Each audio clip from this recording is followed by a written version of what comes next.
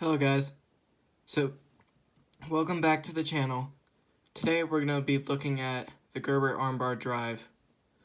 This is one out of two variants of this particular multi-tool, this one having a driver, being it called the Armbar drive, but the other one has a corkscrew for like wine bottle opening instead. So the first tool is a main blade with kind of like a mystery steel. I'm assuming it's going to be like an HCR 13 since it's made in China. And it's overall a pretty good blade shape. I do like the blade shape. It has a sharpening choil. Opening though is a little bit weird if it's not opening with both hands. So you can still one hand open it. It's just really awkward. And ironically, the tracking number on the back hasn't worn off, but the actual Gerber logo on mine is pretty much worn off. Just for, like, I haven't even used this, just for light rubbing. It did come pretty sharp. Do believe it's kind of a flat grind, hollow grind-ish type of knife. And then on the other side, we get to some of the other main functions. So it has a full-length bit driver, which actually uses a 1/4-inch bit. But it is a little interesting though, because you can use 1/4-inch bits, but they do sink down a little bit. So it's a little bit harder to get out, but the magnet is just strong enough to hold it in there. So it does not cause a problem taking it out. And then the next tool is a little awl, like for sewing and, well, not really sewing since it doesn't have an eyelet, but for like reaming out stuff, punching holes in leather. The awl I don't really have a problem with. It came pretty sharp, easy to access. And then we go to the scissors, which this is one of my things that it's just a little about this. The scissors will function, but it's just like not too well on other materials.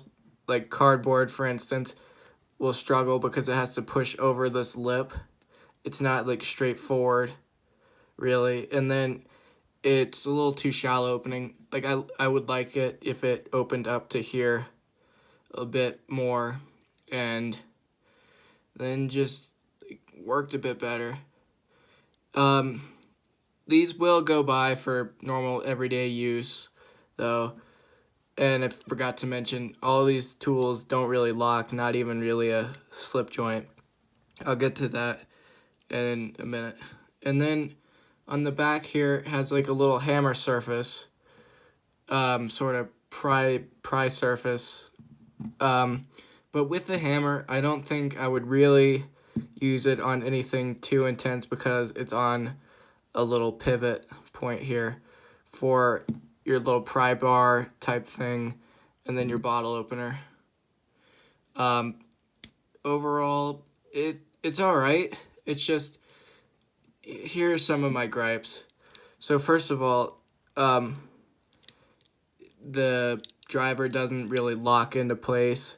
It's like if you're trying to drive something, could just flip in on you. It does seem like they tried to put sort of a slip joint in there, but as you can see here, not really. It's like, I'm just afraid of how it's gonna hold up if I try to use it, because if you put any sort of torque on it, like say you were,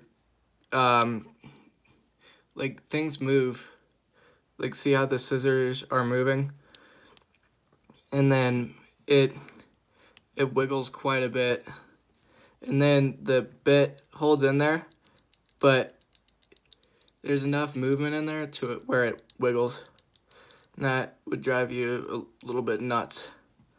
And then on the back here, this is actually kind of angled a little bit. I'm not sure if it's supposed to be like that, but it's still usable. I've used it, it works. And then there's really no way to carry this in your pocket nicely. Like, it seems like there would be holes for a pocket clip, but they haven't released anything about it. And then there's no real lanyard, so carrying it's a little bit funky. And for me, I feel like they kind of made this as a response to like the new Leatherman Free series. They have smaller little multi-tools kind of like this. I'm kind of spacing on what they're called at this moment, but they're very, very similar to this. And this is about the size of a Swiss Army knife. Let me get one out here to show. See, this is your Swiss Army knife tinker right here. And this is your armbar. So the armbar, like, I think you should go with a Victorinox model. It might not have all the tools you need, but this one feels better. Stuff is, like, feels like it not gonna break on me. And this one is $20 versus like almost $40 for this. For me, I kind of don't see it as worth it. Like, if they had made this a little bit better, I think it might have been okay. But right now, it's kind of meh. And then with this, it's like, it's not really too comfortable to use any of the tools. Like, this part back here makes a pretty big hotspot for your hand.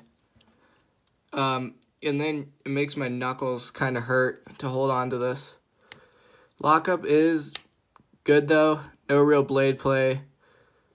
Then it is pretty lightweight. I think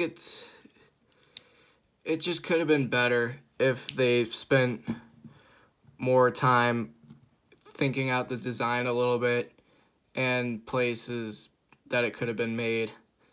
Like, if it was made in the US, it might have been better. Or if they just did better quality. Because it's just, like, it just really depends on the person who's going to use this. And overall, I think it's like a solid C grade multi-tool. I wouldn't say this is like a A or B specifically because of those reasons. I have heard that Clip and Carry is making a little Kydex sheath for this to clip on to either your pocket or belt clip.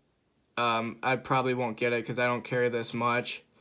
I have carried it for a few days after I got it, and it really just made me nervous to use it because it felt like almost like it was gonna break at some point. Like, I wouldn't put too much torque on that screwdriver. I wouldn't